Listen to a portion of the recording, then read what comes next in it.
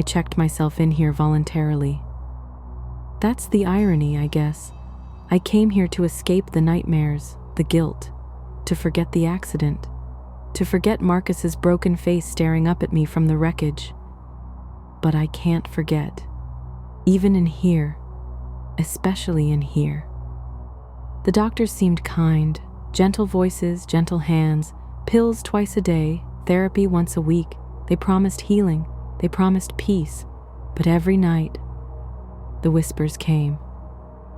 Don't let them take you to the quiet room. I thought it was patients in other rooms, delusions creeping through vents, but they sounded so scared, so desperate. Then one night, I woke up, strapped down, wrists bound tight against cold metal. The room was white, sterile, fluorescent lights burning my eyes. I couldn't move, but I saw them. Other patients, strapped down just like me, mouths sewn shut, muffled screams trapped behind threads, eyes wide in silent terror. A doctor leaned close, his voice calm, soothing. In a calm whisper, he said, "You're safe now, Cara. You're in the quiet room. This is how we heal you." A sharp sting, a needle plunged deep into my arm. Pain surged, and then darkness swallowed me whole. I woke screaming, tangled in bedsheets. Nurses rushed in, gentle hands holding mine, soft voices reassuring. The nurse spoke and said, "You're safe, Cara." It was just a nightmare. I begged them to look at my wrists, my mouth, expecting stitches, bruises, something. But there was nothing. They smiled patiently, explained gently. The nurse spoke again. Just trauma. Just hallucinations. I wanted to believe them, but the whispers wouldn't stop. They've already taken your memories. Hallways rearranged themselves, doors vanished, exits disappeared. Every time I tried to leave, smiling nurses appeared, softly guiding me back. "You're confused, Cara. Let us help." I couldn't take it. I smashed the mirror in my room, desperate to prove I wasn't crazy. Glass fell around me, and there, hidden beneath my hairline, tiny scars, surgical incisions, under my clothes, small stitched wounds, evidence that something happened to me. They'd lied. It wasn't a nightmare. I screamed at the nurses. I showed them my scars, begged for answers. They just sighed, gently leading me back to the quiet room.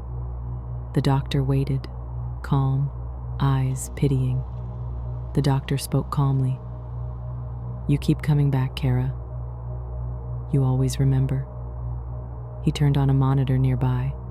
I saw myself driving with Marcus, happy. Then suddenly my hands jerked the wheel sharply, violently crashing into oncoming traffic. I saw Marcus's terrified face as the metal twisted around us. I caused the crash. Intentionally. I had forgotten. I had blocked it all. Then the footage shifted. Marcus, pulled from the wreckage, alive but barely. His broken body rushed into intensive care. The doctors spoke again. "We did everything we could for Marcus, Cara, but the damage was severe." On the other monitor, the doctor showed me something else. Marcus now strapped to a hospital bed, pale, vacant, unresponsive. Machines breathing for him, tubes in his throat, eyes open, empty, vegetative. A broken shell, trapped in a silent, eternal nightmare. The doctor's voice softened, pitying, chillingly gentle. "But then we discovered something extraordinary, Cara. Marcus responds to you, to your agony, your suffering. The trauma of remembering your crime awakens him just slightly. It brings him back to life, just enough for us to keep him going." They'd put me through this repeatedly, each time forcing me to relive my crime, my guilt, my trauma. Not to heal me, but to provoke Marcus's damaged mind, to keep him alive. I turned my head weakly. Through a glass window nearby, Marcus lay strapped and motionless, vacant-eyed, but now slowly, horribly, his head turned slightly toward me. His eyes met mine, lucid, aware, trapped and horrified in his broken body. I began to tremble. I finally understood. My endless pain was his lifeline. They weren't healing me. They were farming my pain to keep him trapped in a body he can't escape. The doctor gently pressed the needle into my arm again, voice soothing. Let's try again. This has been Dead Static. New episodes every Tuesday and Friday. If you hear whispers in your walls, maybe it's someone else's pain. Maybe it's yours.